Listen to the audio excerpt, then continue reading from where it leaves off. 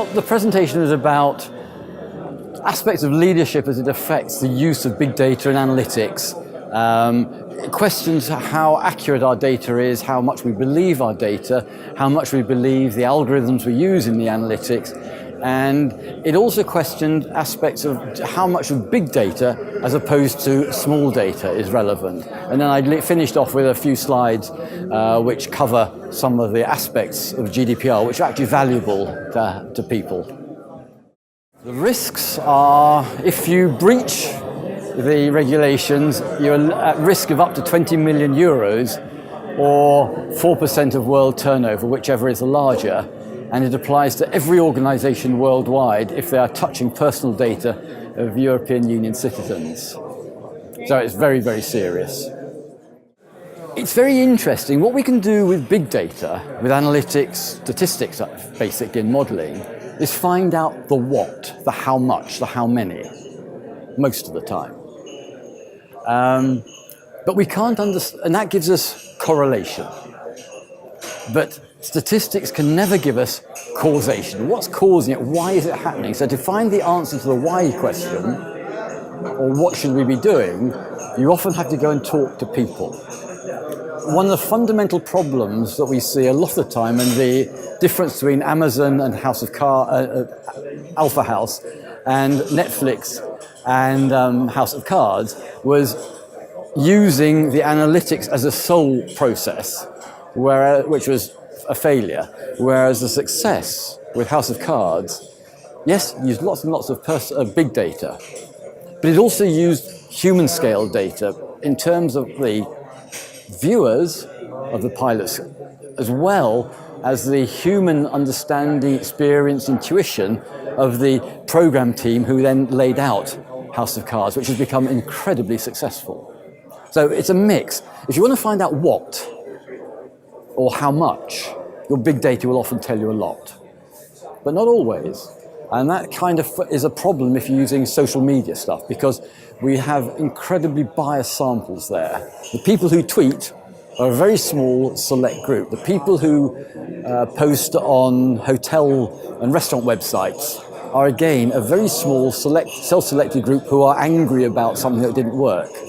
They don't get the balancing of the 95% other people who are happy and satisfied, because why should they bother?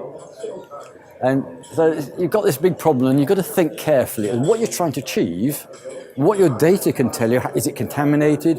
Is it biased? And how much error is there in it? Because maybe 80% is we don't know whether it's right or wrong. There's big issues there, and it's not a one-size-fits-all. There's no single answer I can give other than ask all the right questions to find out what it means to you and to your business to make decisions on data which is not actually may not be terribly trustworthy. It might be. You've got to find out. Ethics. Data ethics, really, really important, because it goes from the top of an organization. You cannot get a group of data scientists down there in the organization to be the whole source of ethics about big data. It's something that has to come from the very top of the organization, from the chairman, the board of directors, the chief exec, and all the rest. It comes down from above, as this is the way we are going to go. And in the talk, I pointed out the problems with the wrong sort of leadership in Uber that we've seen over the last couple of weeks. And it has to be, if we want to use our data ethically, it must be from the top. And that obviously has lots of challenges. We see business ethics failures all over the place. And so it is important, the message has to come from the top. Yes, we can train our undergraduates and graduates to have an ethical approach, but ultimately what they do when they get into the business will be governed by the messages they're getting from their management team. And if they're told to do things unethically, they have two choices: to leave or to stay and behave against their own personal ethics.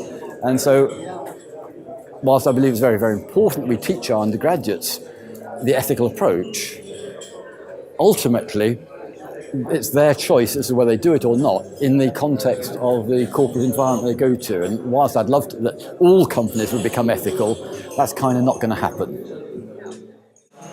What that was about is that we contrast management and leadership, two very important roles within a company.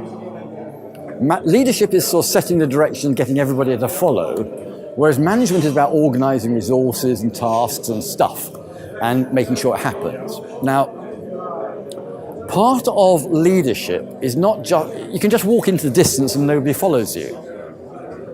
But part of what leadership involves in doing, ultimately, is getting people to follow because they want to. And to do that, there's got to be something interesting and rewarding. And not everybody likes being empowered, but there are a whole range of people who do. Some people just like to be told, they like to be managed. But there are others who just love the challenge. Do something in this sort of area and see what happens. And it's really learn by making mistakes, and as long as you learn from those mistakes.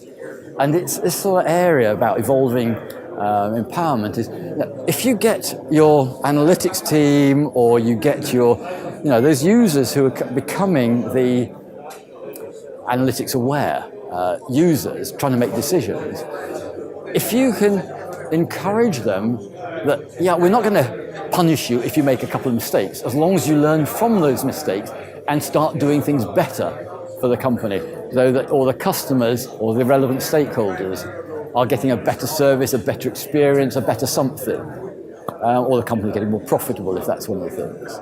So is that trusting, ultimately, it's to do with trusting your employees and your team to do good, to do well.